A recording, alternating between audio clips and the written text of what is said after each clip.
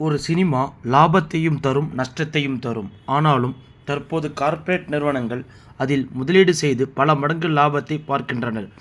அதனால் பல நிறுவனங்கள் கூட முடங்கும் நிலையில் தள்ளப்பட்டுள்ளது. அந்த வகையில் தற்போது விஜய் அஜித்துக்கு பதிலாக வேறு 2 ஹீரோக்களை உருவாக்கும் முயற்சியில் சில வெளிநாட்டு நிறுவனங்கள் இறங்கியுள்ளது. ஏற்கனவே விஜய் சேதுபதி, சிவகார்த்திகேயனை வைத்து சில திட்டங்களை அவர்கள் தீட்டியிருக்கின்றனர். ஆனால் இந்த கதை புரிந்து கொண்ட விஜய் சேதுபதி நாசுக்காக வேற ரூட்டுக்கு மாறிவிட்டார். ஹீரோ மட்டும் அல்லாமல் villain, guest role, character role என அவர் தன் பாதையை மாற்றிக்கொண்டார். சிவகார்த்திகேயனுக்கு சமீபகால படங்கள் பெரிய அளவில் லாபம் பெறவில்லை.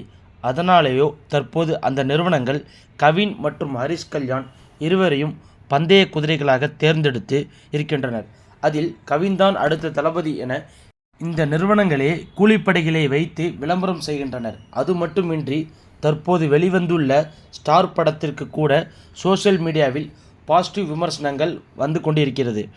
ஆனால் நடுநிலையான விமர்சனங்கள் இந்த படம் அவ்வளவு திருப்தி அளிக்கவில்லை, சூர மொக்கையாக இருக்கிறது என்று கருத்துக்களும் எழுந்துள்ளது.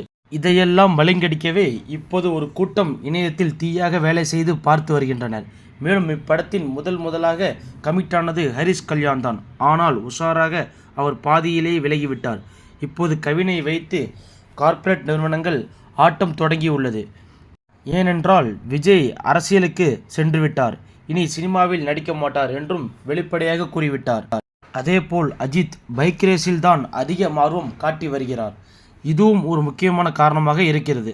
ஆக மொத்தம் விஜய் அஜித் சினிமா சகாப்தத்தை முடிவுக்கு கொண்டு வர வேண்டும் தயாராகி கார்ப்பரேட் நிறுவனங்கள் இதுதான் இப்போதைய கோலிவுட்டின் அதிர்ச்சி விலகாத நிலையில் பேசப்பட்டு வருகிறது.